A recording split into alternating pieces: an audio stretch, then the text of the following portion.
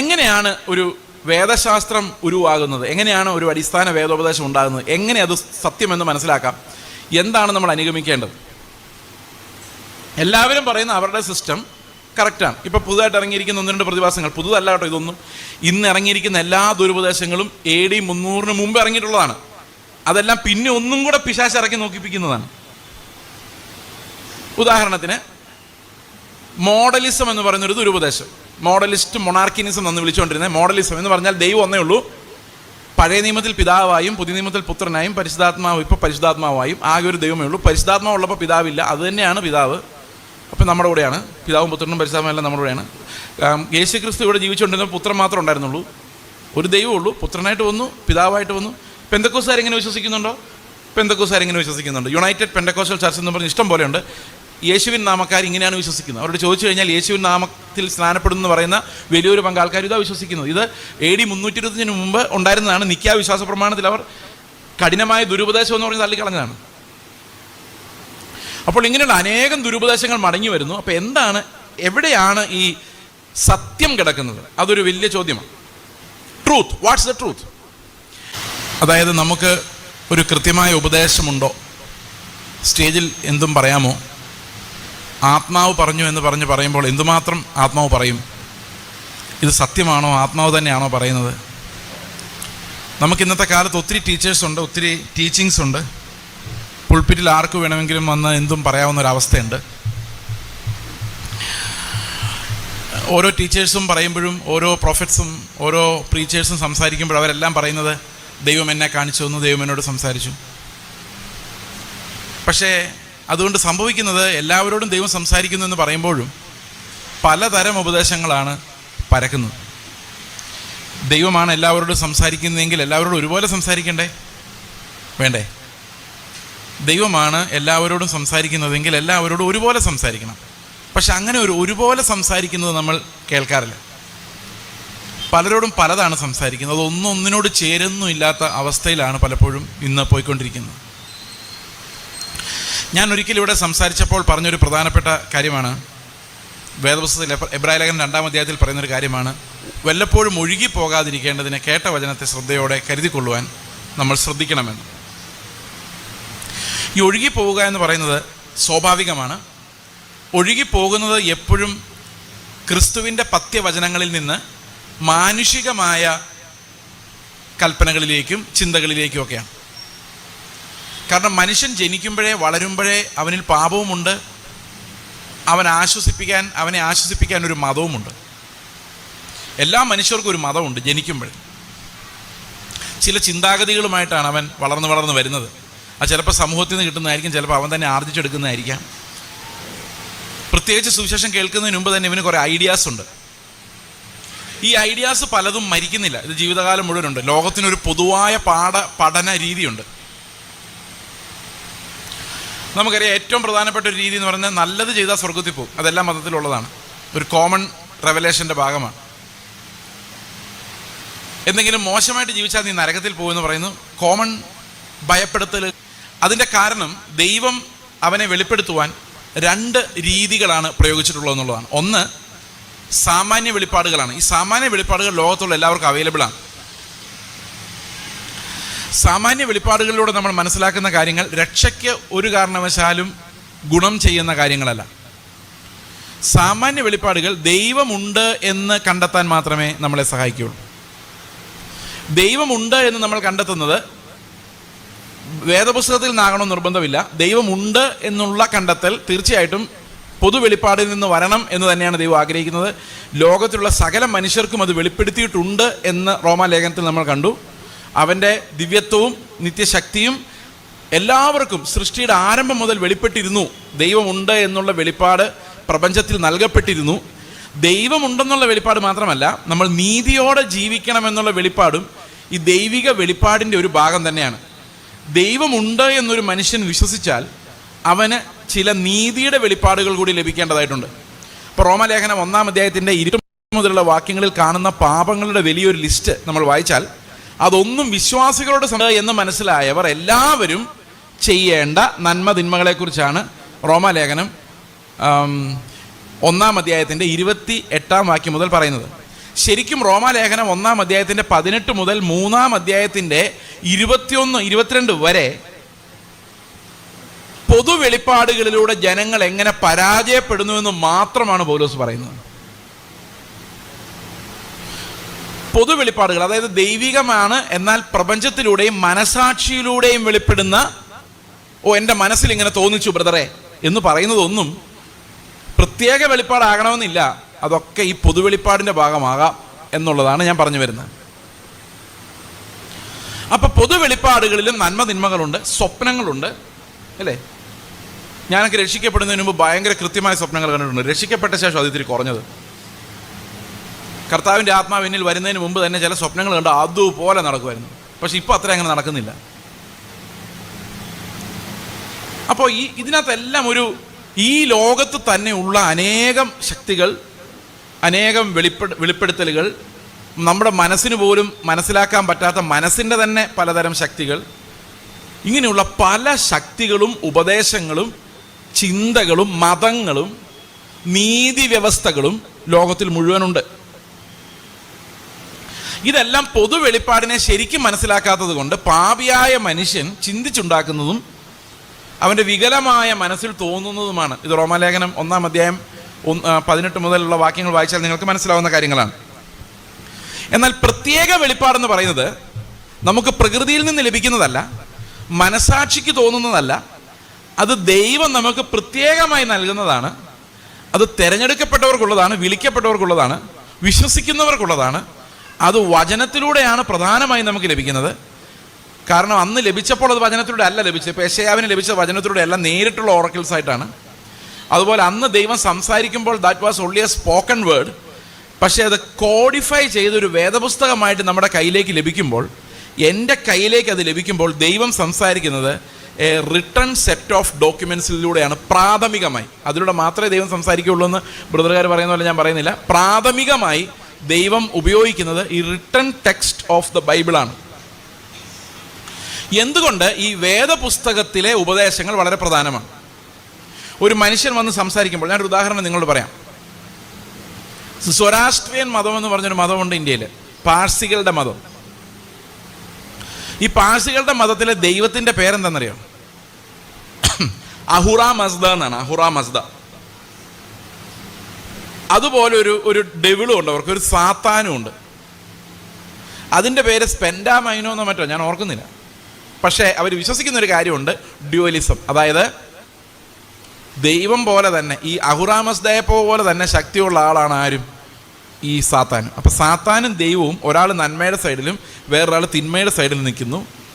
അപ്പം നിങ്ങൾ ആരുടെ കൂടെ കൂടും എന്നുള്ളതാണ് ചോദ്യം. നിങ്ങൾ നന്മയുടെ കൂടെ കൂടിയാൽ ദൈവത്തിൻ്റെ സൈഡ് ജയിക്കും, തിന്മയുടെ കൂടെ കൂടിയാൽ തിന്മയുടെ സൈഡ് ജയിക്കും. മനസ്സിലായോ? അപ്പോൾ ആർക്കാ ശക്തി?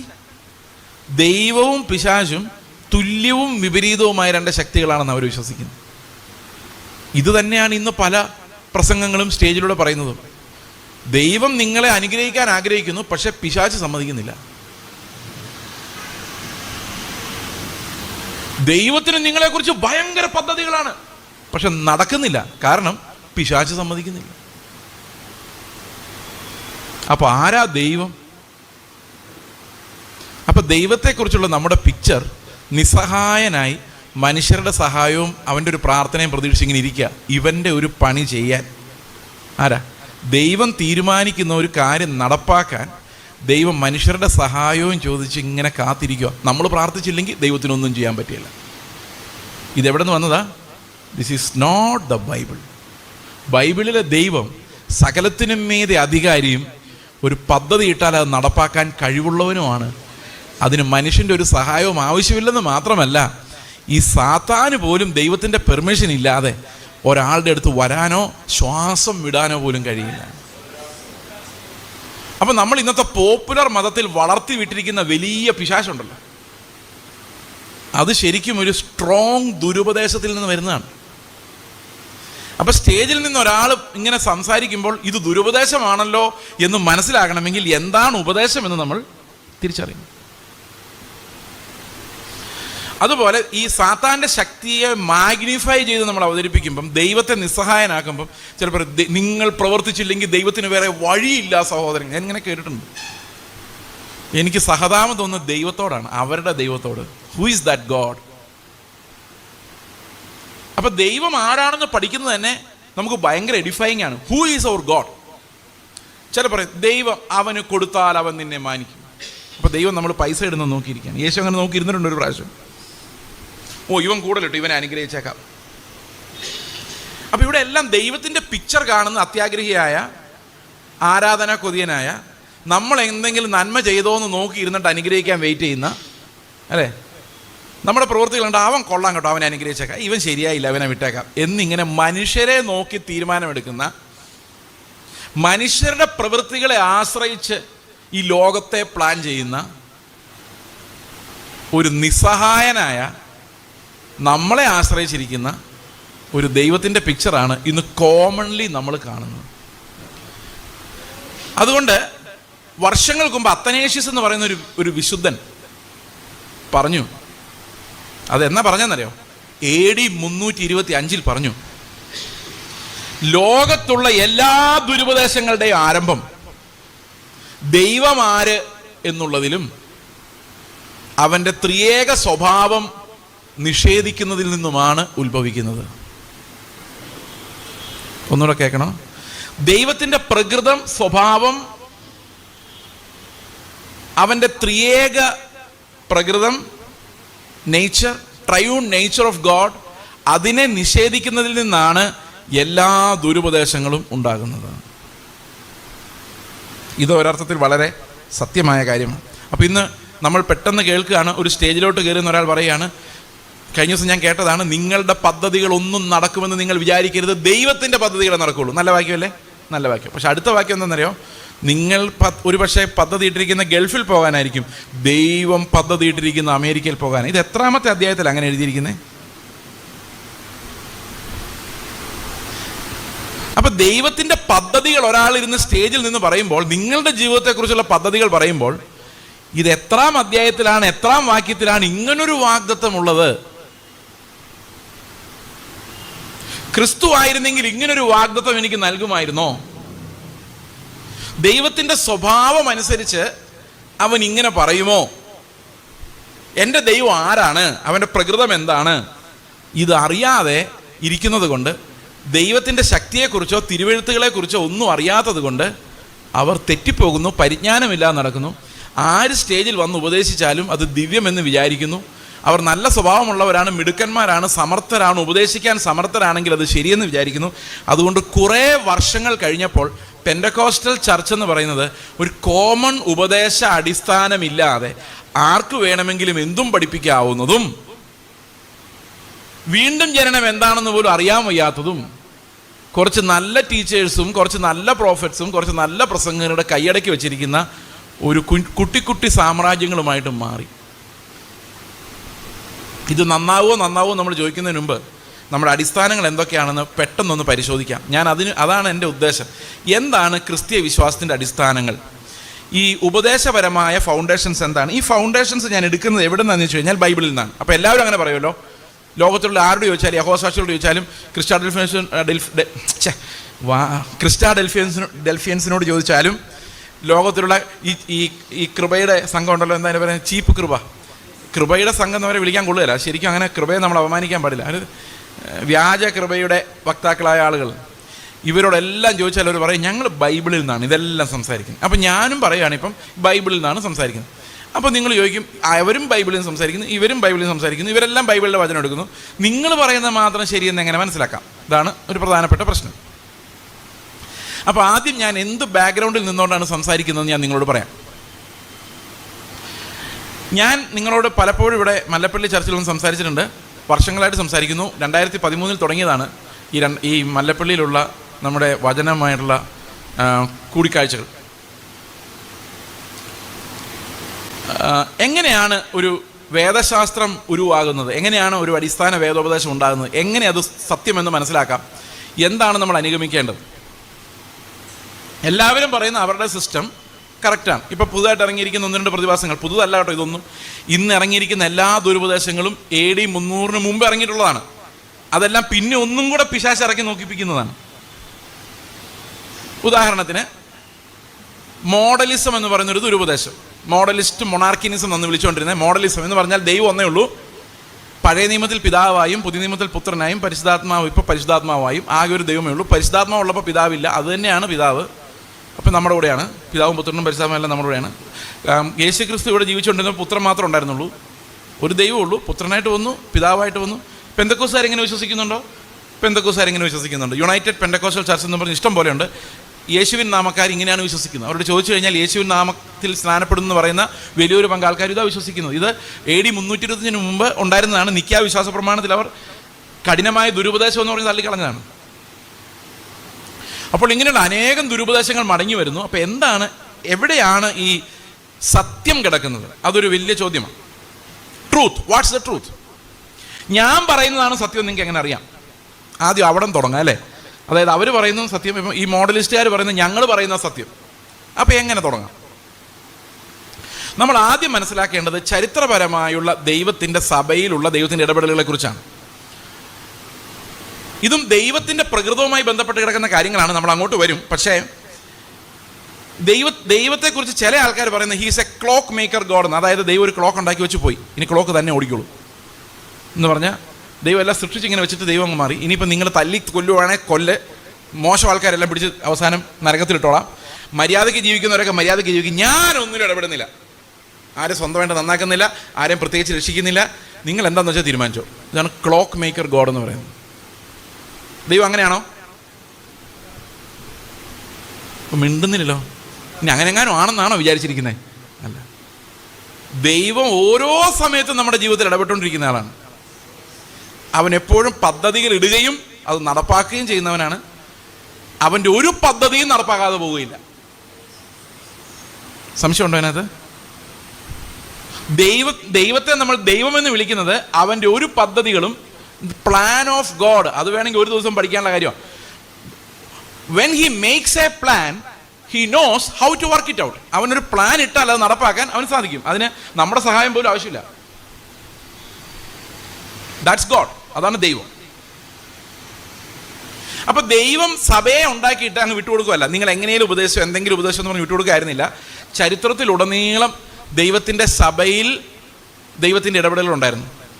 അതിലേറ്റവും പ്രധാനപ്പെട്ട ഇടപെടൽ എന്ന് പറയുന്നത് നിങ്ങൾക്കറിയാം, ആദിമ സഭ വഴിതെറ്റി പോകുന്ന ഒരു AD 330 ശേഷമാണ് ശരിക്കും വഴിതെറ്റി പോകുന്നു.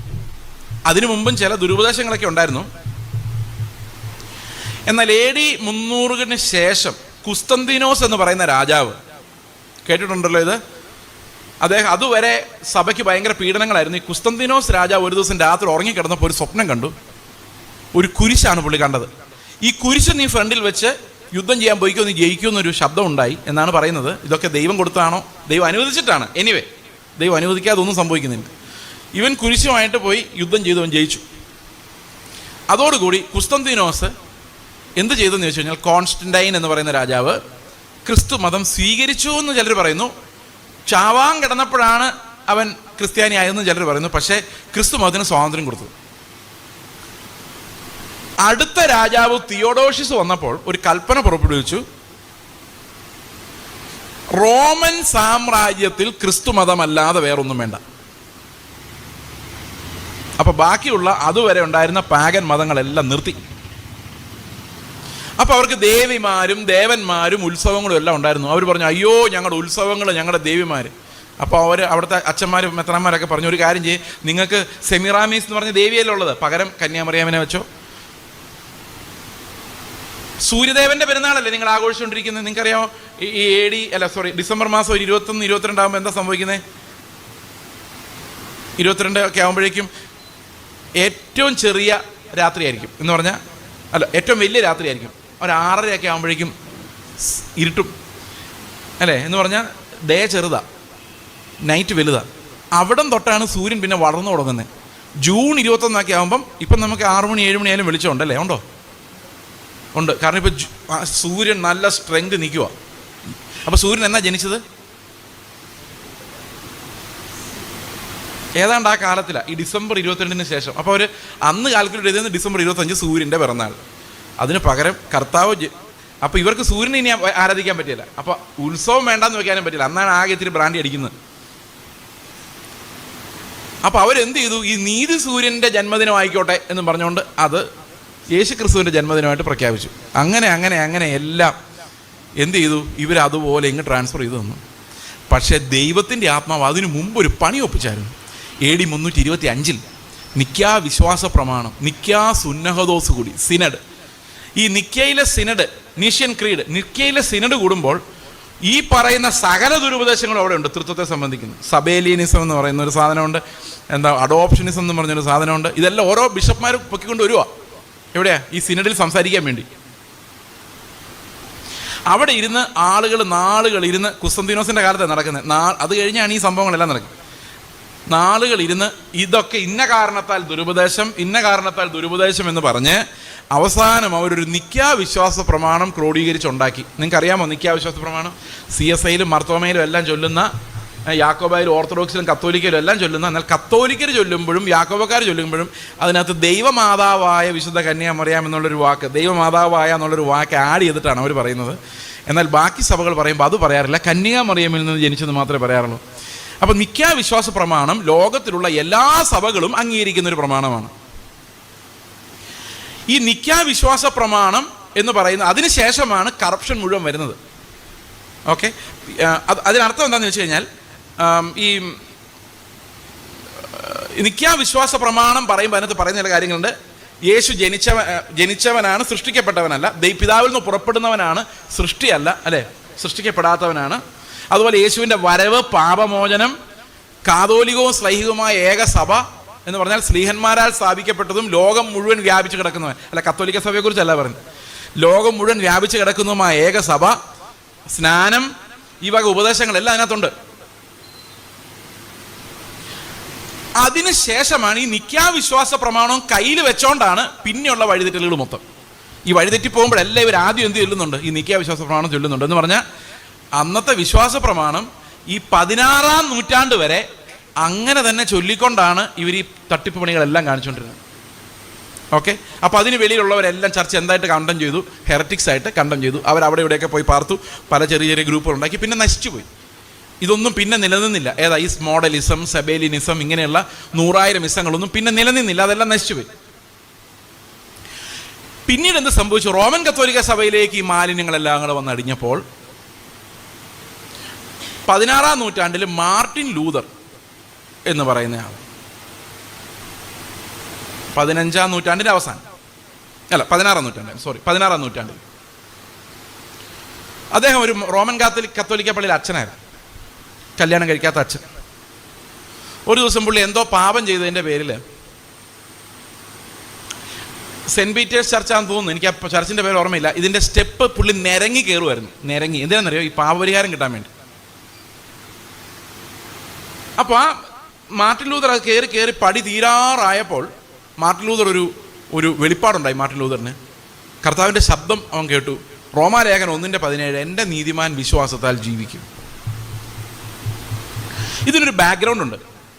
ഇതിനൊരു 50 വർഷങ്ങൾക്ക് മുമ്പ്, അല്ല 60-70 വർഷങ്ങൾക്ക്, ആ ഒരു സമയത്ത് അനേകം ആളുകൾ ബൈബിൾ സീക്രട്ടായിട്ട് വായിക്കാൻ തുടങ്ങിയായിരുന്നു. കാരണം സഭ ഇത് വായിക്കാൻ സമ്മതിക്കില്ലായിരുന്നു. ലാറ്റിനിൽ മാത്രമേ ബൈബിൾ ഉണ്ടായിരുന്നുള്ളൂ. അതുകൊണ്ട് അത് വായിക്കാൻ അച്ഛന്മാർ ഞായറാഴ്ച സെമിനാറില്ല ലാറ്റിൻ പഠിപ്പിക്കുന്നത്, അവരത് വായിച്ച് പറഞ്ഞു കൊടുക്കും, അത്രയേ ഉള്ളൂ. ഇംഗ്ലീഷിലോട്ട് ട്രാൻസ്ലേറ്റ് ചെയ്യാൻ പാടില്ലെന്ന് അവർ വിശ്വസിച്ചിരുന്നു. ലാറ്റിൻ വൾഗേറ്റ്, ജെറോം എന്ന് പറഞ്ഞ ഒരാൾ എഴുതിയ ലാറ്റിൻ വൾഗേറ്റ് ആണ് അവരത് അന്ന് അനുഷ്ഠിച്ചുകൊണ്ടിരുന്നതാണ് ഞാൻ വിചാരിക്കുന്നത്, വായിച്ചുകൊണ്ടിരുന്നത്. അത് കഴിഞ്ഞപ്പോൾ പലരും ഇംഗ്ലീഷിൽ ബൈബിൾ ട്രാൻസ്ലേറ്റ് ചെയ്യാൻ തുടങ്ങി. ജോൺ വിക്ലിഫ് ഒരു ബൈബിൾ എഴുതി, ഇംഗ്ലീഷിൽ ട്രാൻസ്ലേറ്റ് ചെയ്തു. വിക്ലിഫ് ബൈബിൾ ഇപ്പോഴും അവൈലബിൾ ആണ്.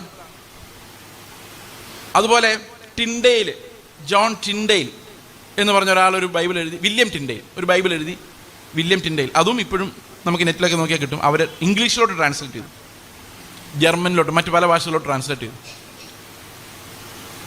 ജോൺ ഹസ് എന്ന് പറഞ്ഞ ഒരാൾ, ഇങ്ങനെ അനേകം റീഫോമേഴ്സ് വന്നു. അതിനുശേഷമാണ് മാർട്ടിൻ ലൂതർ വരുന്നത്. പക്ഷേ ഇവരെല്ലാം കത്തോലിക്ക സഭ കൊന്നുകളയുമായിരുന്നു.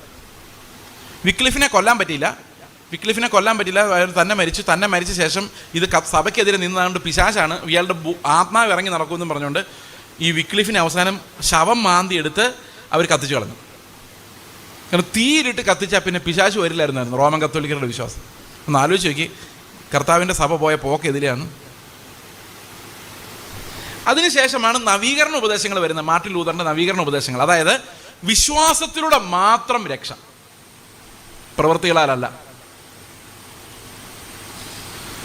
അതിനുശേഷം അനേകം റിഫോമേഴ്സ് വന്നു. അപ്പം മാർട്ടിൻ ലൂതർ വന്നപ്പോൾ ഉണ്ടായ പ്രത്യേകത, മാർട്ടിൻ ലൂതറിനെ കൊല്ലാൻ കത്തോലിക്ക സഭയ്ക്ക് പറ്റിയില്ല. അതിൻ്റെ പ്രധാനപ്പെട്ട കാരണം എന്താണെന്ന് വെച്ച് കഴിഞ്ഞാൽ, നമ്മളിപ്പോൾ ഒരു കാത്തലിക് രാജ്യമാണെന്ന് വിചാരിച്ചു, ഞാൻ ഇവിടുത്തെ രാജാവാണെന്ന് വിചാരിച്ചു.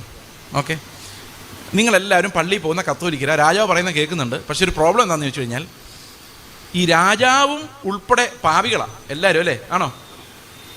അപ്പോൾ പാപം പോകാൻ ആരെ ആശ്രയിക്കണം? പോപ്പിനെ ആശ്രയിക്കണം. അപ്പോൾ പോപ്പ് അവിടെ ഇരുന്ന് രാജാവിനോട് പറയും, നീ ഇത് ചെയ്യുക അത് ചെയ്യും. രാജാവ് ചെയ്തില്ലെങ്കിൽ എന്ത് സംഭവിക്കും?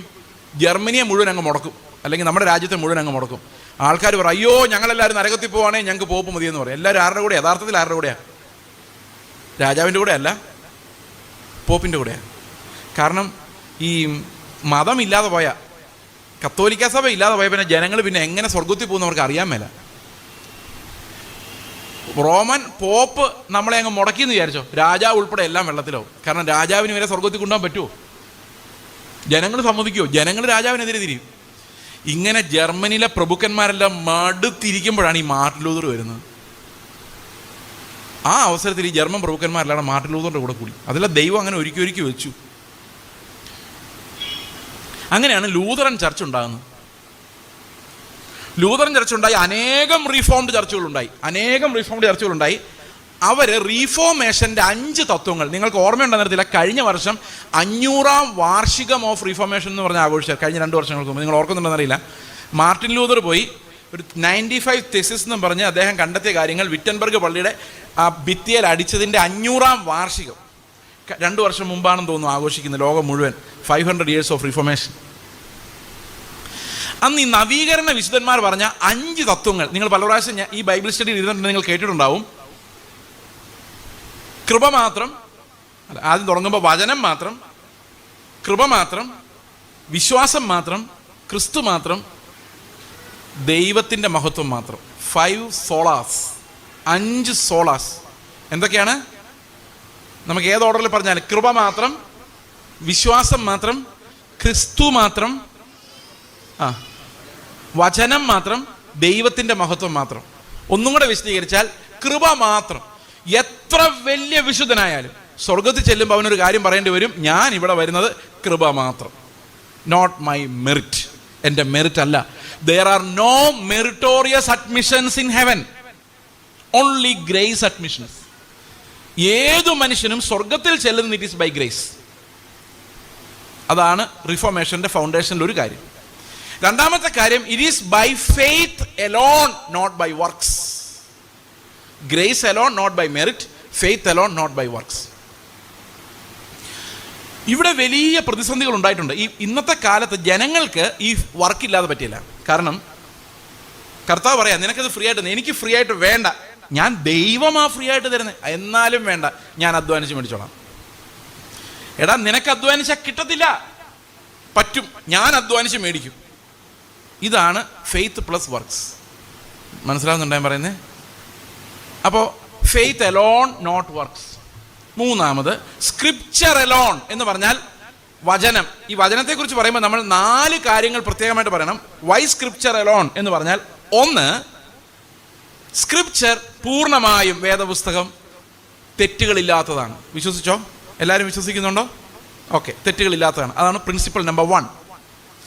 2, സ്ക്രിപ്ചറിൽ, ബൈബിളിൽ പറഞ്ഞിരിക്കുന്ന എല്ലാ ഉപദേശങ്ങളും ക്ലിയർ ആണ് എന്ന് പറഞ്ഞാൽ ചില മനുഷ്യർക്ക് മാത്രം വെളിപ്പെടുന്നതല്ല, ഏതു മനുഷ്യർ വായിച്ചാലും അത് അങ്ങനെ തന്നെ വ്യക്തമാകുന്ന രീതിയിലാണ് ബൈബിൾ എഴുതിയിരിക്കുന്നത്.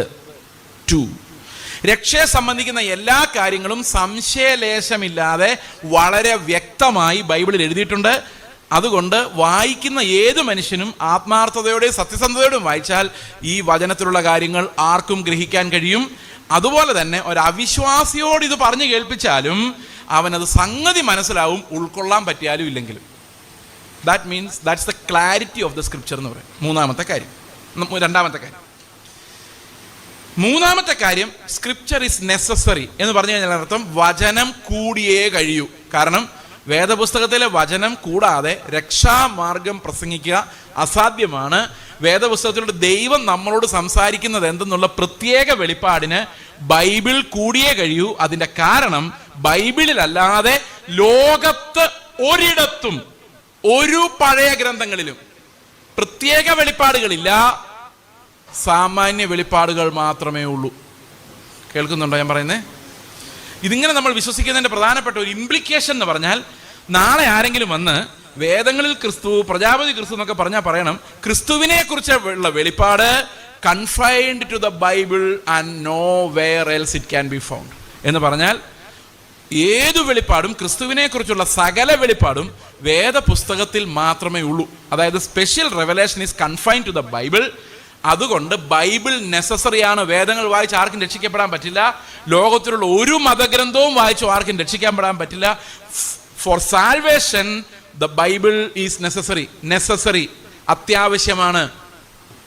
രക്ഷയ്ക്ക് വീണ്ടും ജനിക്കാൻ മാത്രമല്ല, വീണ്ടും ജനനത്തിനുള്ള വചനങ്ങൾ മാത്രമല്ല, നമ്മൾ വിശുദ്ധ ജീവിതം നയിക്കാനും ദൈവത്തെ പ്രസാദിപ്പിക്കാനും തേജസ്സോടെ പുനരുത്ഥാനം പ്രാപിക്കാനും നമ്മളെ സഹായിക്കുന്ന വചനങ്ങൾ വേദപുസ്തകത്തിൽ മാത്രമേ ഉള്ളൂ.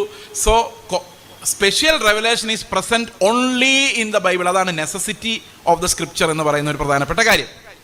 ഓക്കെ, നാലാമത്തെ കാര്യമാണ് സഫിഷ്യൻസി എന്ന് പറഞ്ഞാൽ ബൈബിൾ നെസസറി ആണ്, എനിക്കിത് കൂടിയേ കഴിയൂ. പക്ഷേ നാലാമത്തെ കാര്യം പറയാണ്, ബൈബിൾ മാത്രം മതി, നത്തിങ് എൽസ് എന്ന് പറഞ്ഞാൽ ബൈബിളിൻ്റെ കൂടെ വേറെ ഒന്നും ആഡ് ചെയ്യേണ്ട കാര്യമില്ല. ഇതാണ് സ്ക്രിപ്ചർ എലോൺ എന്ന് പറയുന്നത്. ബൈബിൾ പ്ലസ് അത് ഞങ്ങളുടെ ഒരു സംസ്കാരമാണ് ബ്രദറെ, നോട്ട് നീഡഡ്. നിങ്ങൾ വേണേ സംസ്കരിച്ചോ, കുഴപ്പമില്ല, പക്ഷെ don't make it A doctrine. മനസ്സിലാകുന്നുണ്ടോ? അത് ഞങ്ങളുടെ എക്സിക്യൂട്ടീവ് കമ്മിറ്റിയുടെ തീരുമാനം. വെരി ഗുഡ്, നിങ്ങളുടെ ചർച്ചിലായിക്കോട്ടെ, പക്ഷെ ദാറ്റ്സ് നോട്ട് എ ഡോക്ട്രിൻ. ഞങ്ങളുടെ ലീഡർ അങ്ങനെ പറഞ്ഞേക്കുന്നു, അത് ലീഡറുടെ വീട്ടിൽ മതി. Church is not run by anyone's whims and fancies. Church നടക്കുന്നത് എപ്പോഴും വചനത്തിൻ്റെ അടിസ്ഥാനത്തിലും വചനത്തിൻ്റെ സഫിഷ്യൻസിയിലുമാണ്. The word is enough, we don't need anything else. വചനം മാത്രം എന്ന് പറഞ്ഞാൽ അതിനർത്ഥം വചനം പ്ലസ് എക്സിക്യൂട്ടീവ് കമ്മിറ്റി മീറ്റിംഗ് എന്നല്ല, വചനം മാത്രം. വചനം പ്ലസ് ട്രഡീഷൻ ഒന്നും അല്ല. റോമൻ കത്തോലിക്ക ചർച്ച് പറയുന്ന വചനത്തെക്കാളും പ്രധാനം ട്രഡീഷനാണ്.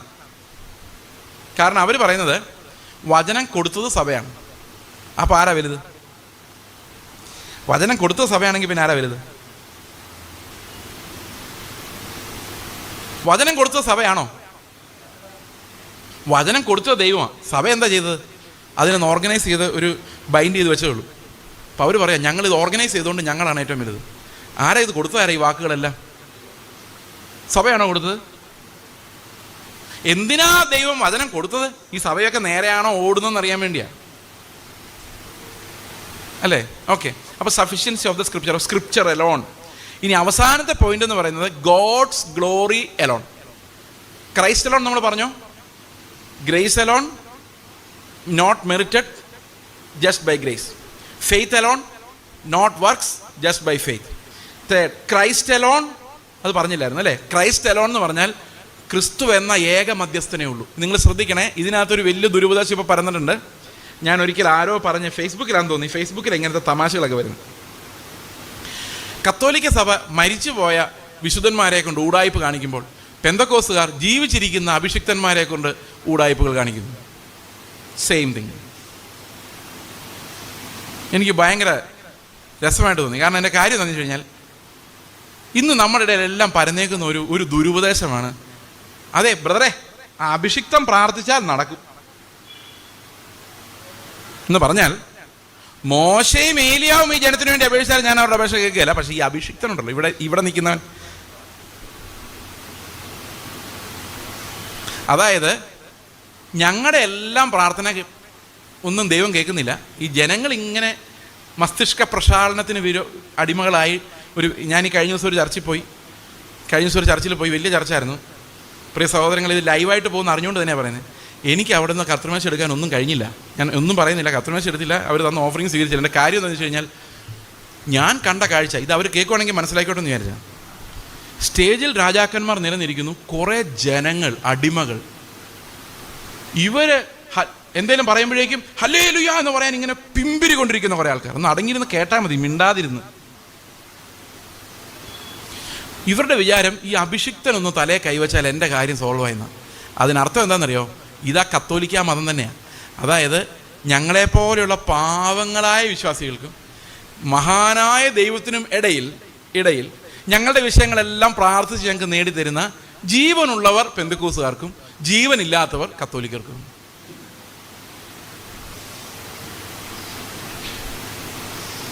ഒന്ന് ആലോചിച്ചോ, സംഗതി ശരിയല്ലെന്ന്. ദൈവത്തിനും മനുഷ്യരുടെയും ഇടയിൽ ഒരു മധ്യസ്ഥനുമില്ല, പ്രാർത്ഥനാ തൊഴിലാളികളും ഇല്ല. യേശു ക്രിസ്തു എന്ന ഒരുവനല്ലാതെ ആർക്കും ഇടിവിൽ നിൽക്കാനും പുതിയ നിയമത്തിൽ കഴിയുകയില്ല. മനുഷ്യനും ദൈവത്തിനും ഇടയിൽ ഒരു ഇടിവ് ഉണ്ടായിരുന്നു. ആ ഇടിവ് യേശു ക്രിസ്തു വന്ന ശേഷം ഇല്ല. പഴയ നിയമത്തിലുണ്ടായിരുന്നു, ഈ ജനത്തിനു വേണ്ടി ആരിടിവിൽ നിൽക്കും. പുതിയ നിയമത്തിൽ ഇപ്പം ഇടിവിൽ നിർത്താൻ ഏതാണ്ട് അവന്മാരെ, ഞാൻ ഇത് കേൾക്കാം, കുറേ അവന്മാരോ ഇടിവിൽ നിൽക്കുക. അവന്മാരെ സഹിതം ദൈവം നരകത്തോട്ട് വിടാതിരിക്കാൻ സൂക്ഷിച്ചോ. കാരണം അവൻ്റെ മുമ്പിൽ നിവർന്നു നിൽക്കാൻ കൊള്ളാവുന്ന ഒരു ശരീരവുമില്ല. അവൻ്റെ മുമ്പിൽ സകലതും നഗ്നവും മലർന്നതുമായി കിടക്കുന്നു. ഇപ്പം എന്നെ രക്ഷിച്ച് കഴിഞ്ഞപ്പം ഞാൻ അജി പാസ്റ്റർക്ക് വേണ്ടി റെക്കമെൻഡ് ചെയ്യാൻ പോകുമെന്ന് വിചാരിച്ചോ. അജി പാസ്റ്റർക്ക് വേണ്ടി പ്രാർത്ഥിക്കാൻ വേണ്ടി ഞാൻ പോകാം. അപ്പം ഞാൻ ദൈവത്തോട് അജി പാസ്റ്ററുടെ വിഷയത്തിന് വേണ്ടി. അപ്പോൾ എന്നോട് ചോദിക്കാം, അജി പാസ്റ്ററുടെ ആകം അറിയാവോ?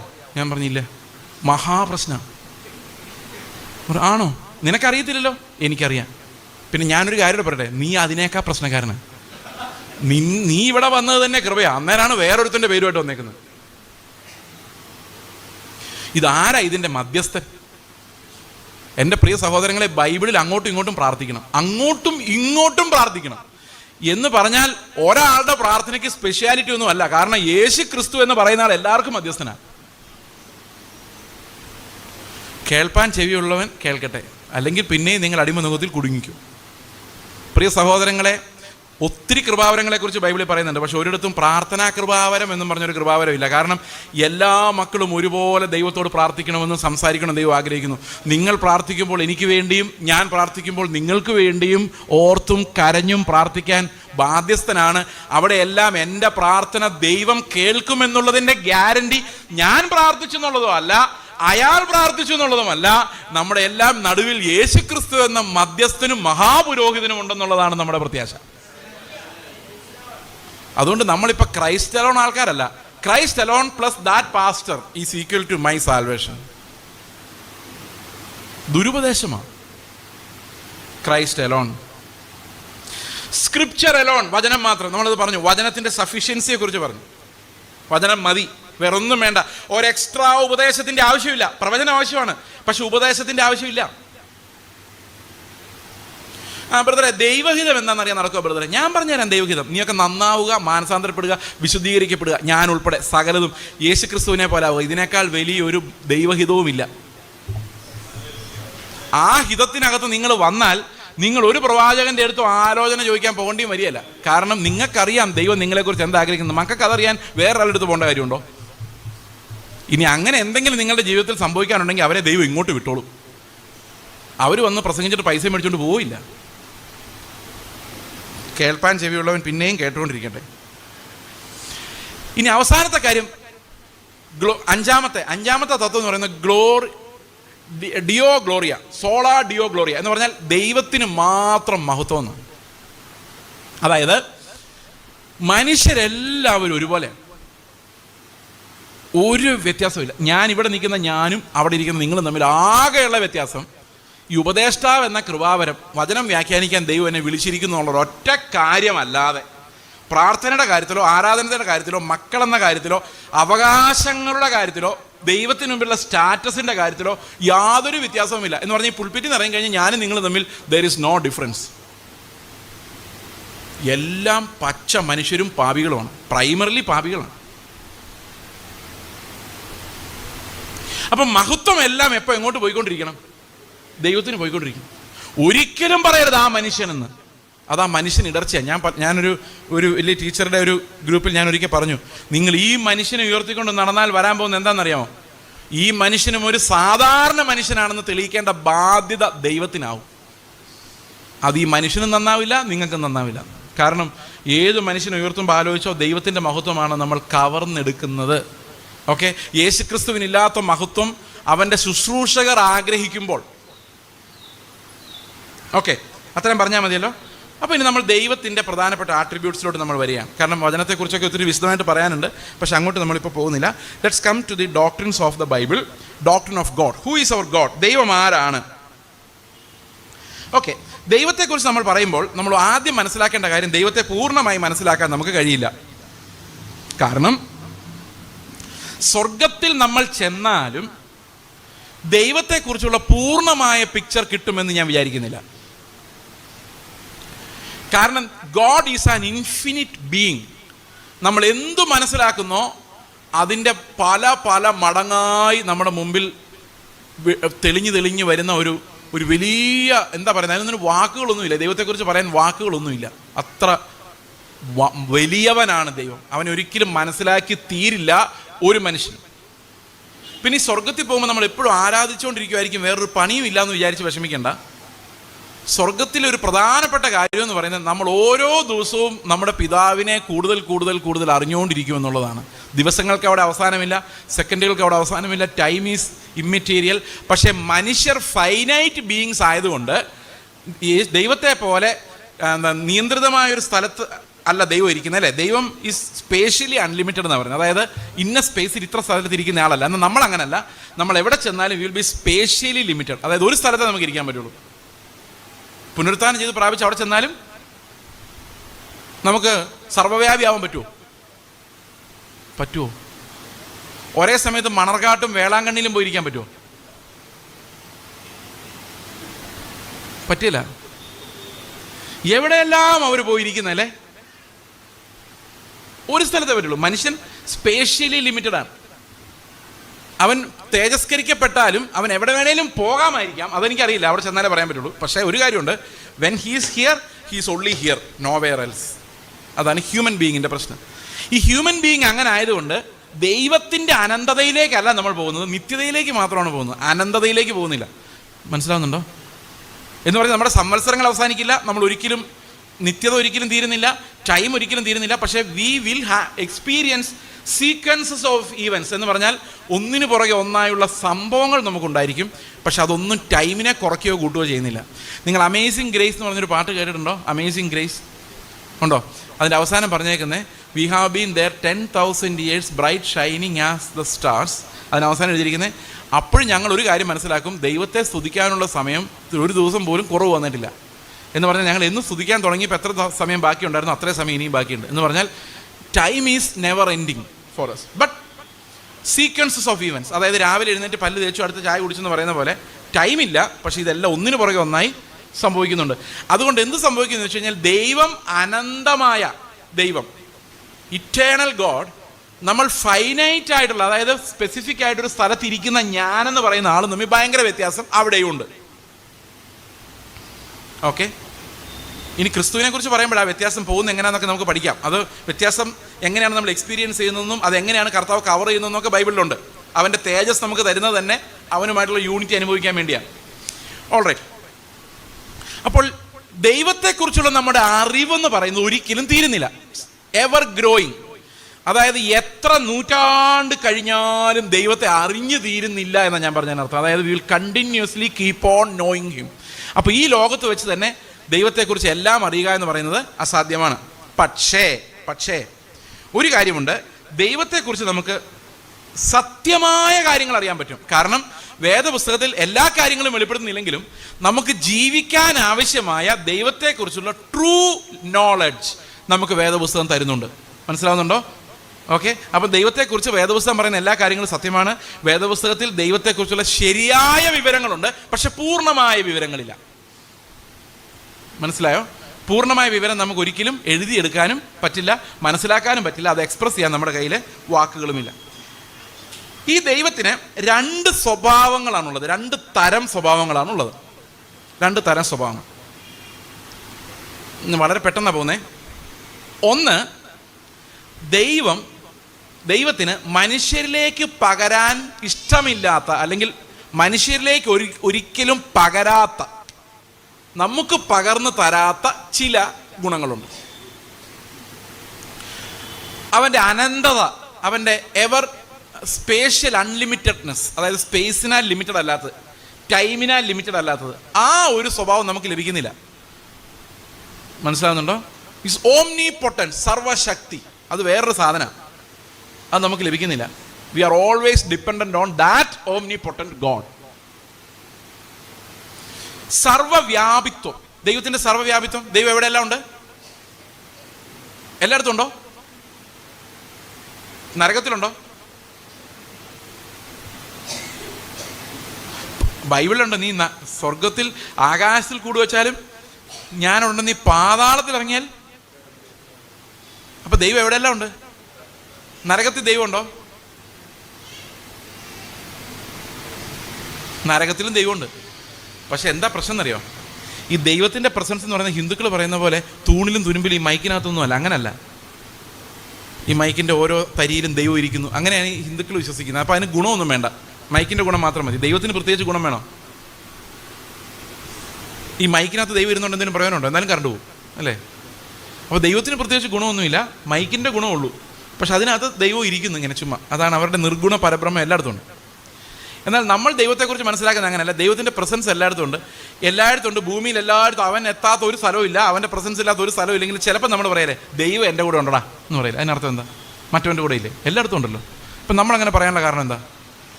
നിങ്ങൾ പറയില്ലേ ദൈവം നിങ്ങളുടെ ഇരിക്കുമാറാകട്ടെ, അതെന്താ അർത്ഥം? നിങ്ങളുടെ ദൈവം ഉണ്ടോ? നിങ്ങൾ വിചാരിക്കുക ഇയാൾ ഇതെല്ലാം പൊട്ടിക്കാൻ വന്നേക്കുന്നതാണെന്ന്. സത്യമായിട്ടും ദൈവം നമ്മുടെ കൂടെ ഉണ്ട്. ഞാൻ ദൈവം എൻ്റെ കൂടെ ഉണ്ടെന്ന് പ്രത്യേകം പറയുമ്പോൾ അതിൻ്റെ അർത്ഥം എന്താണെന്നറിയോ? അനുഗ്രഹിക്കുന്ന ദൈവത്തിൻ്റെ പ്രസൻസ് എൻ്റെ അടുത്തുണ്ടെന്ന്. അതായത് എന്നോട് ഫേവറബിളായ, എന്നോട് സ്നേഹമുള്ള, എന്നെ കരുതുന്ന, എന്നെ നടത്തുന്ന ആ പ്രൊട്ടക്ഷൻ നൽകുന്ന പ്രസൻസ് എൻ്റെ അടുത്തുണ്ടെന്ന് അർത്ഥം.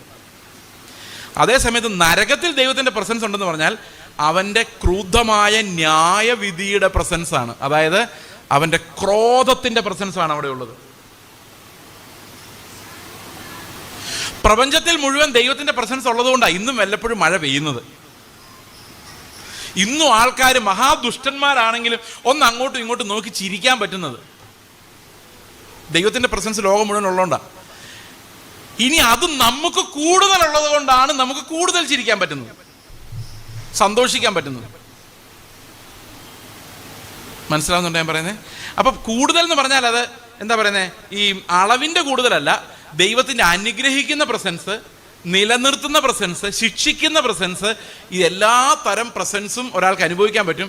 If you are in favour of God, if you are in Christ, നിങ്ങൾ എപ്പോഴും ദൈവത്തിന്റെ അനുഗ്രഹത്തിന്റെ പ്രസൻസിന്റെ കീഴിലാണ്. മനസ്സിലാവുന്നുണ്ടോ ഞാൻ പറയുന്നത്? അപ്പോൾ God is ever present, everywhere present.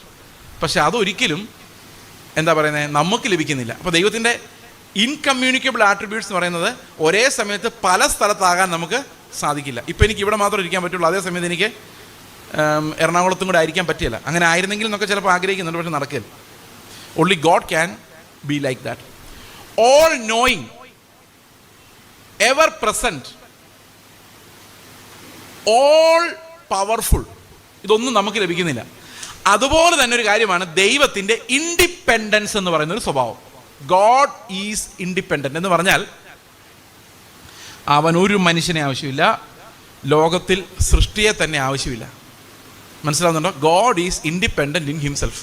അവന് സ്നേഹിക്കണം എന്ന് വിചാരിച്ചോ, സ്നേഹിക്കാനും വേറെ ആരെയും നോക്കണ്ട, അവിടെ തന്നെ ആളുണ്ട്. പിതാവ്, പുത്രൻ, പരിശുദ്ധാത്മാവ്, സഫിഷ്യൻ്റ്.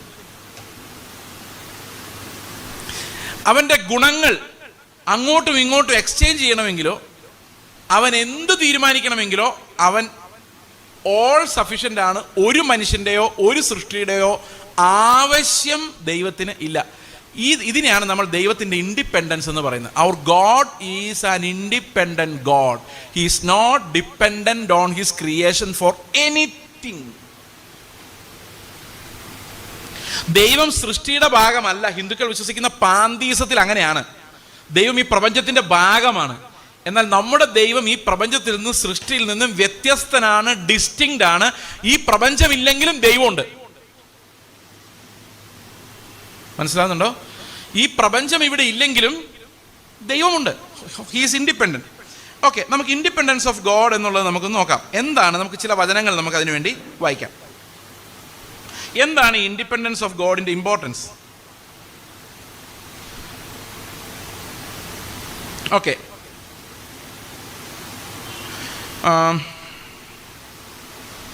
നമുക്ക് 1-2 വാക്യങ്ങൾ വായിക്കാം.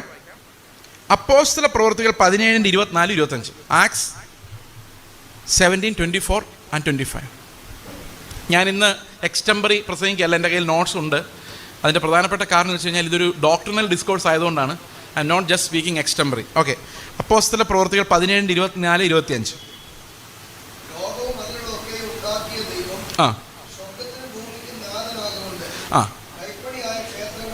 കൈപ്പണിയായ ക്ഷേത്രങ്ങളിൽ വാസം ചെയ്യുന്നില്ല.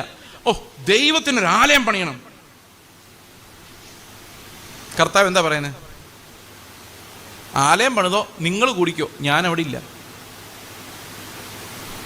മനസ്സിലായോ? അപ്പൊ കൈപ്പണിയായ സ്ഥലങ്ങളിൽ അപ്പൊ ദൈവത്തിന് ആർക്കെങ്കിലും ഒരു ടെമ്പിൾ പണിത് കൊടുക്കാൻ പറ്റുമോ? ഒരു ആലയം പണിത് കൊടുക്കാൻ പറ്റുമോ? നിങ്ങളൊരിത്തിരി നിശബ്ദരാകുന്നുണ്ട്. കാരണം ആലയം പണിയാനുള്ള പിരിവ് പലയിടത്തും പോകുന്നുണ്ടായിരിക്കും. ചിലപ്പോൾ ആലയം പണിയണ്ടേ? ഞാൻ ഇന്നത്തെ ഈ മതത്തിൻ്റെ ഏറ്റവും വലിയ, പെന്തക്കോസ്ത് മതത്തിൻ്റെ ഏറ്റവും വലിയ ശാപങ്ങളിൽ ഒന്നാണ് ഈ മണിമാളികകൾ പോലുള്ള ആരാധനാലയങ്ങൾ. എന്തിനാണ് ഇത്രയും വലിയ ആരാധനാലയം? ദൈവം എന്തായാലും അവിടെ ഇപ്പോൾ ഒറ്റയ്ക്ക് ഇരിപ്പില്ല. ഇപ്പം ഇന്ന് എന്താഴ്ച? ഇന്ന് ചൊവ്വാഴ്ച. ഈ ചൊവ്വാഴ്ച ദിവസം എത്രയോ ആരാധനാലയങ്ങൾ ചുമ്മാ കിടക്കുക. ആകെ അവിടെ എന്തെങ്കിലും അനക്കം ഉണ്ടാകുന്ന ഞായറാഴ്ച രാവിലെയും വെള്ളിയാഴ്ച രാവിലെയാണ്. ബാക്കിയുള്ള ദിവസം വല്ല ഈവനിങ് ബൈബിൾ സ്റ്റഡി ഉണ്ടെങ്കിലായി. അല്ലെങ്കിൽ ഇതെല്ലാം അടഞ്ഞു കിടക്കുക. അവിടെ ദൈവം ഇരിപ്പുണ്ട്. ഇപ്പോൾ ഒറ്റയ്ക്ക് പ്രത്യേക പ്രസൻസുമായിട്ട്, അനുഗ്രഹിക്കാനുള്ള പ്രസൻസുമായിട്ട് ദൈവം എല്ലായിടത്തും ഉണ്ട്. ആ അർത്ഥത്തിലല്ലാതെ ദൈവം അവിടെ പ്രസൻ്റ് ആണെങ്കിൽ ആദ്യം ആര് പ്രസൻ്റ് ആവണം? 2-3 പേർ അവൻ്റെ നാമത്തിൽ കൂടിയാൽ അനുഗ്രഹിക്കുന്ന അവൻ്റെ പ്രസൻസ്, സംസാരിക്കുന്ന, ഇടപെടുന്ന കൂട്ടായ്മയുടെ ഉള്ള അവൻ്റെ പ്രസൻസ് അവിടെ കാണും. ഒരു ദേവാലയം പണിത് അത് ദൈവത്തിന് കൊടുത്ത് അവിടെ നീ വസിച്ചോ എന്ന് പറയാൻ പറ്റുമോ? പറയാൻ പറ്റില്ല. അപ്പം നമുക്ക് എന്തിനാ ഒരു ആലയം വേണമെങ്കിൽ അത് എന്തിനാ വേണ്ടത്? ജനങ്ങൾക്ക് കൂടിയിരുന്ന് ഫെലോഷിപ്പിന് വേണ്ടിയാണ്, അല്ലേ? നമുക്കൊരു 35-40 പേരായി കഴിയുമ്പം ഇപ്പം നമുക്ക് ഇവിടെ ഒരു ഹോൾ കിട്ടി. എത്ര നാളത്തേക്കാണെന്നറിയില്ല. ദൈവത്തിൻ്റെ കൃപയാൽ ഒരു ഹോൾ ഇവിടെ ഉണ്ട്. മതി, പോരെ? മതി. ഇനി ഇതിനേക്കാൾ കൂടുതൽ ആൾക്കാർ വരണം, വേറൊരെണ്ണം വേണമെന്ന് വിചാരിച്ച് ദൈവം വേറൊരെണ്ണം ഒരുക്കിക്കോളൂ. ദൈവത്തിനൊരു ആലയം ഒരുക്കാൻ പറ്റിയില്ലെങ്കിൽ പിന്നെ ഞാനിതിന് പിരിവായിട്ട് ഇറങ്ങേണ്ട അവസ്ഥ വന്നു കഴിഞ്ഞാൽ ദൈവം ആരാ? ചില ആൾക്കാർ ഇങ്ങനെ പറയാറുണ്ട്, കർത്താവിൻ്റെ ആത്മാ പറഞ്ഞാൽ എന്താ ആലയം പണിയണം, പൈസയോ അത് നീ തെണ്ടി ഉണ്ടാക്കിക്കോളാനാണ് പറഞ്ഞേക്കുന്നത്. ദൈവം അങ്ങനെ പറയൂ? നിങ്ങളൊന്ന് ചിന്തിച്ചേ, പറയുമോ? ദൈവത്തിനൊരു ആലയമില്ലാതെ സഹിക്കാൻ പറ്റുന്നൊരവസ്ഥ ഇല്ല, സഹിക്കാൻ പറ്റാത്തൊരവസ്ഥ ഇല്ല. അവന് നിങ്ങൾക്കൊരാലയം വേണമെങ്കിൽ അവൻ തന്നെ അത് തരും തക്ക സമയത്ത്. ഇതിൻ്റെ ഒന്നും പുറകെ നമ്മൾ നടക്കുന്നത് തന്നെ ശരിയല്ല. ഇത് നിങ്ങൾക്ക് അത്ര അങ്ങോട്ട് ദഹിക്കില്ല എന്ന് എനിക്കറിയാം. പക്ഷേ ഈ ആലയം പണിയാൻ പോയതുകൊണ്ട് സംഭവിച്ചേക്കുന്നത് എന്താണെന്നറിയാമോ? ഇന്ന് ഈ ഗൾഫിൽ നിന്നും അമേരിക്കയിൽ നിന്നും ഒക്കെ ഫോറിൻ ഫണ്ട്സ് ഇഷ്ടം പോലെ വരുന്നുണ്ട്. വരുന്നില്ലെന്ന് പറയുന്നില്ല, നിൽക്കുവാണെങ്കിൽ ദൈവത്തിന് സ്തോത്രം എന്ന് പറയുന്ന ഒരാളാണ്. ഈ പണത്തിൻ്റെ 95% കൺസ്ട്രക്ഷൻ ആക്ടിവിറ്റീസിനാണ് പോകുന്നത്. കെട്ടിടം പണിയോട് കെട്ടിടം പണി. ഇപ്പോൾ ഒരു ചർച്ച പണിതു, അത് കഴിഞ്ഞപ്പോൾ കുറേ പൈസ കൂടെ വന്നു, നമുക്കൊരു നിലയുടെ പണിതാലോ ബ്രദറെ? ആയിക്കോട്ടെ. അപ്പോൾ കുറച്ചുകൂടെ പൈസ വന്നു, ഈ പൈസയ്ക്ക് ഇങ്ങനെ വരുവാണല്ലോ. എന്നാൽ പിന്നെ നമുക്കൊരു മാര്യേജ് നടത്താൻ ഒരു ഹോളും കൂടെ പണിതാലോ ബ്രദറെ? ഓക്കെ. ഇതിങ്ങനെ പണിത് മഹാ കൂടാരങ്ങൾ വരുന്നു. പക്ഷേ എത്രയോ മിഷണറിമാർ, പാസ്റ്റർമാർ നയാ പൈസ ഇല്ലാതെ കടഭാരമായിട്ട് പിള്ളേരെ പഠിപ്പിക്കാൻ കിടക്കുന്നു. അങ്ങോട്ട് ഈ പൈസ ഒഴുകി ചെല്ലില്ല. ഇതെല്ലാം മാമോൻ്റെ ഭയങ്കര നിയന്ത്രണത്തിൽ കിടക്കുന്ന കാര്യമാണ്. 90% money is dedicated for construction activities. ഇത് ഞാൻ കണക്ക് കൂട്ടി ചാർട്ടേഡ് അക്കൗണ്ടൻ്റ് എടുത്ത് നോക്കിയിട്ട് പറഞ്ഞല്ല കേട്ടോ, ചുറ്റും നോക്കി പറഞ്ഞത്. ഓക്കെ. അപ്പോൾ ദൈവത്തിന് വസിക്കാൻ ഒരു ആലയം ഉണ്ടാക്കി കൊടുക്കാൻ നമുക്ക് സാധിക്കില്ല. അപ്പോൾ ദൈവത്തിന് എന്ത് വേണ്ട? വീട് വേണ്ട. ഇയ്യോബ് 41:1. ഇയ്യോബ് 41:1. 41:11. I am sorry, 41:11. പെട്ടെന്ന് വായിക്കോ.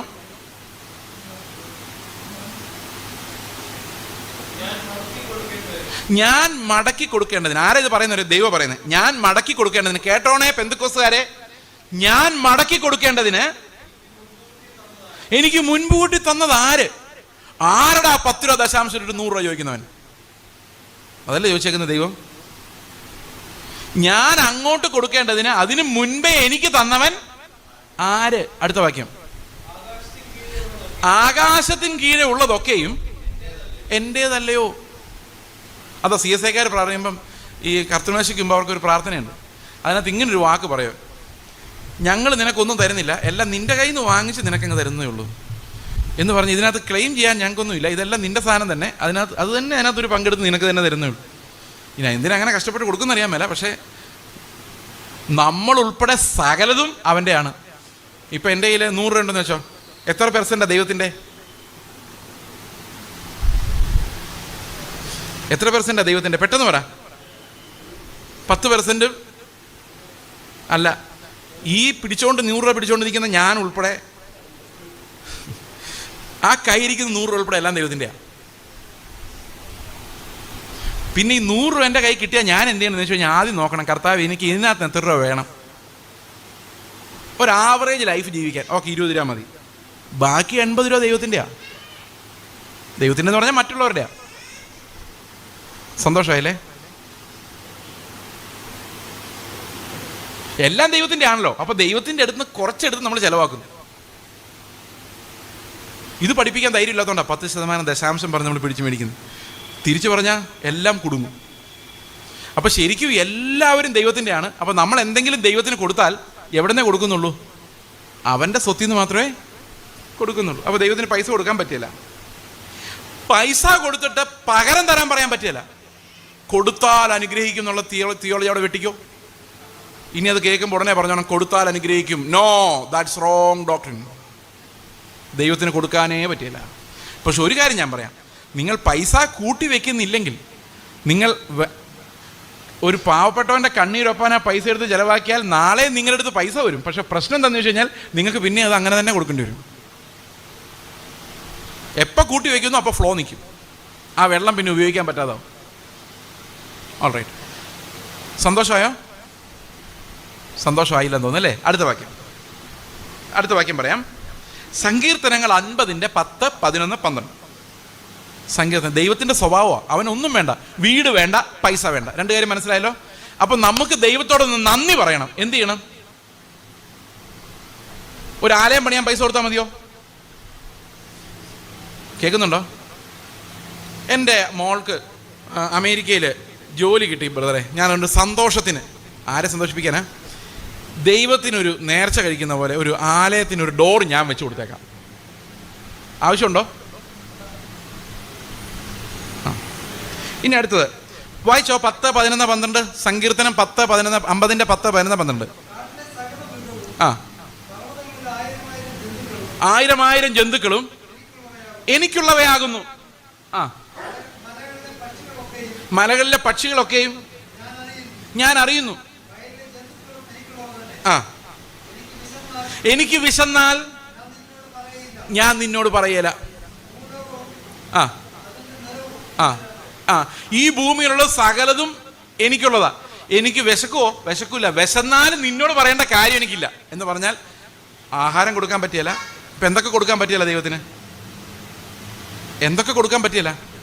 ആഹാരം കൊടുക്കാൻ പറ്റിയല്ല, പിന്നെ വീടുണ്ടാക്കി കൊടുക്കാൻ പറ്റിയല്ല, പിന്നെ പൈസയും കൊടുക്കാൻ പറ്റിയല്ല. ഇതൊന്നും ദൈവത്തിന് വേണ്ട. ഓക്കെ, ഇനി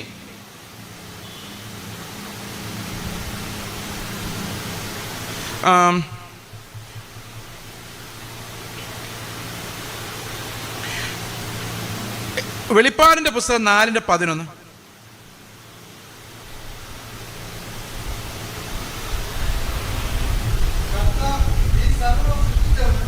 ആ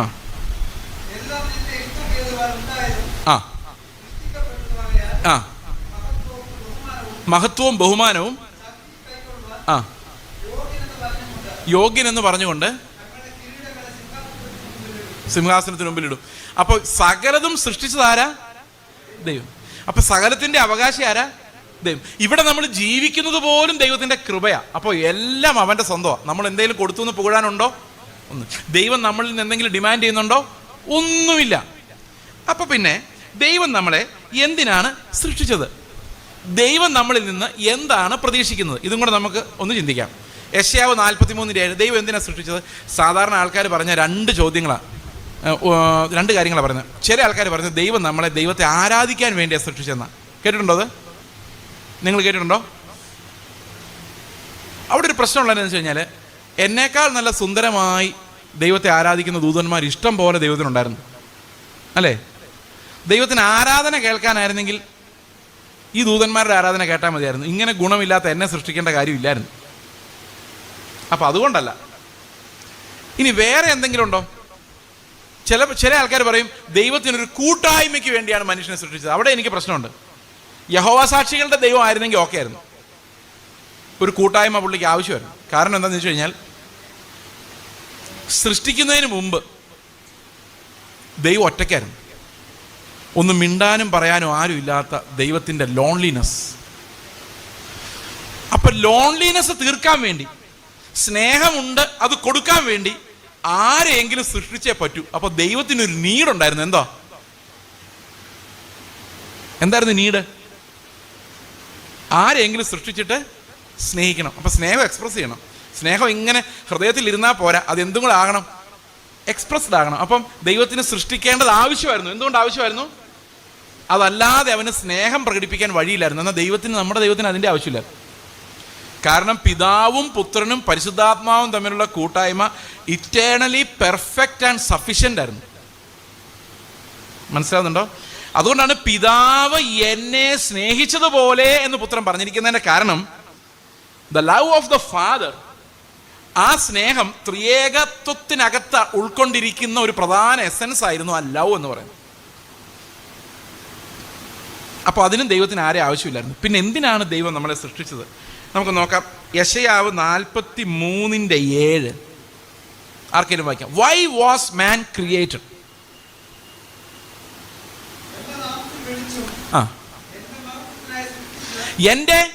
എൻ്റെ മഹത്വത്തിനായി സൃഷ്ടിച്ച്. ഇതെങ്ങനെയാണ് ദൈവം? അതാണ് ഈ 5 സോളാസിന്റെ അവസാനത്തെ കാര്യം. God's glory alone. എന്തൊക്കെയായിരുന്നു? സോളാ സ്ക്രിപ്ചർ, സോളാ ഗ്രാഷ്യ, സോളാ അല്ല, കൃപ മാത്രം, വിശ്വാസം മാത്രം, ക്രിസ്തു മാത്രം, വചനം മാത്രം, ദൈവത്തിൻ്റെ മഹത്വം മാത്രം. എന്നാൽ ബാക്കിയെല്ലാം നമ്മൾ പറഞ്ഞു. ഇപ്പോൾ ദൈവത്തിൻ്റെ മഹത്വത്തെക്കുറിച്ച് പറയാം. ദൈവം മനുഷ്യനെ സൃഷ്ടിച്ചുണ്ടാക്കിയത് ദൈവത്തിൻ്റെ മഹത്വത്തിനായിട്ടാണ്. എങ്ങനെയാണ് ദൈവത്തിൻ്റെ മഹത്വം, മഹിമ നമ്മളിലൂടെ ദൈവം വെളിപ്പെടുത്തുന്നത്? എങ്ങനെയാണ് ഇത് മഹത്വത്തിന് കാരണമായി മാറുന്നത് എന്ന് നമുക്ക് നോക്കാം. സൃഷ്ടിയുടെ ഉദ്ദേശം തന്നെ ദൈവത്തിൻ്റെ മഹത്വത്തെ വെളിപ്പെടുത്തുക എന്നുള്ളതായിരുന്നു. അത് അവനിൽ തന്നെയുള്ള എന്തെങ്കിലും ഒരു നീഡ് കാരണമായിരുന്നില്ല. ഓക്കെ, എങ്ങനെയാണ് ഈ മഹത്വത്തെ വെളിപ്പെടുത്തുന്നത് നമുക്ക് നോക്കാം. പിതാവ് എന്നെ സ്നേഹിച്ചതുപോലെ ഞാനും നിങ്ങളെ സ്നേഹിച്ചിരിക്കുന്നു. അറിയാമോ? ആണോ? അങ്ങനെയല്ലേ പറയുന്നേ? ഓക്കെ. കർത്താവിൻ്റെ കൽപ്പന, ഞാൻ നിങ്ങളെ സ്നേഹിച്ച പോലെ നിങ്ങളും പരസ്പരം സ്നേഹിക്കും. അപ്പോൾ ത്രിയേക ദൈവത്തിന് തുടങ്ങാം. പിതാവ് പുത്രനെ സ്നേഹിച്ചതുപോലെ പുത്രൻ നമ്മെ സ്നേഹിച്ചു. പുത്രൻ നമ്മെ സ്നേഹിച്ചതുപോലെ നമ്മൾ ഓരോരുത്തരും പരസ്പരം സ്നേഹിക്കണം. അപ്പം നമ്മൾ പങ്കുവെക്കുന്ന സ്നേഹം എവിടെ നിന്ന് വരുന്നതായിരിക്കണം? പിതാവായ ദൈവം പുത്രനായ ദൈവത്തിന് കൊടുത്ത അതേ സ്നേഹമാണ് പുത്രൻ നമുക്ക് തന്നിരിക്കുന്നത്. അതുകൊണ്ട് ഈ സ്നേഹമാണ് നമ്മൾ ഓരോ സ്ഥലത്തും വ്യാപാരം ചെയ്യേണ്ടത്. മനസ്സിലാവുന്നുണ്ടോ? അപ്പം നമുക്ക് ദൈവം തന്നിരിക്കുന്ന ധനം, ഉദാഹരണത്തിന് നമ്മൾ ഈ ലോകത്ത് ജനിച്ച് വളരുമ്പോൾ നമുക്ക് കിട്ടിയതാണെങ്കിൽ നമ്മൾ എവിടെയെങ്കിലും തിരിച്ചു കൊടുക്കും. കൊടുത്താൽ കൊല്ലത്തും കിട്ടുന്നൊരു ചൊല്ലുണ്ട്. പക്ഷെ ഞാൻ പറയുന്നത് അങ്ങനെയല്ല. കിട്ടിയാൽ കൊല്ലത്തായാലും പോയി കൊടുക്കും. മനസ്സിലായി? തിരിച്ചാ എന്ന് പറഞ്ഞാൽ ചെറുപ്പത്തിലെ സ്നേഹമായിട്ടാണ് ഒരു മകൻ അപ്പൻ്റെ അമ്മയെടുത്ത് വളർന്നെങ്കിൽ അവൻ എല്ലാ കുഞ്ഞുങ്ങളോടും ഒരു സ്നേഹം കാണും.